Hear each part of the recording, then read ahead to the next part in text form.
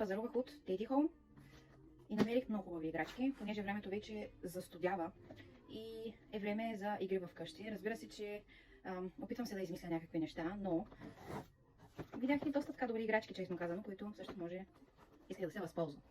Така, хайде да ви покажа тази пералня. Ария обича много да играе с копчетата на пералнята. Постоянно ги върти и така нататък. И като видях това само за 10 лева и си казах, ами взимаме го.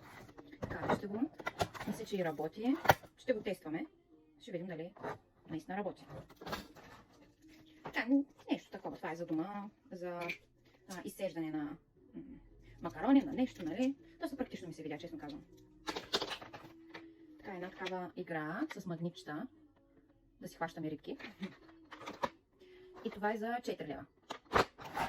Така, ще режем пици и ще ядем пици. Така, за 10 лева доста неща има вътре. Ще играем. Взех буркани за кухнята. Надявам се да не са се счупили, защото ги изпуснах. Но да, добре са. Ето, 6 броя са 12 лева. 2 лева на бройка. Мисля, че е добре. Така, две пакети. Имаше големи. Аре, като ги видя, направо се залепи за тях и започна, нали, да ги гали и да ги гушка. После видяхме тези по-малките, защото голямото е доста тромово, а тези маничките са много сладки. Едно бяхме взели, после видя още едно и имаме две пакети.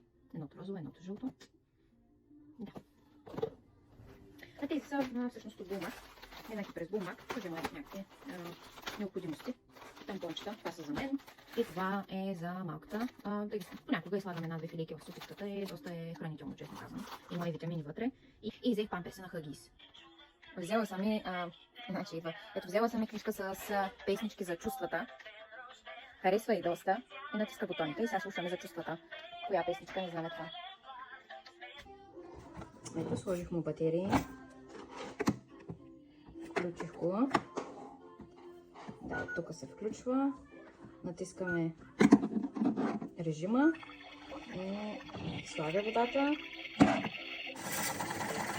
и ТВ. Много е сладко. Тук да сменяме температурата. Много е сладко.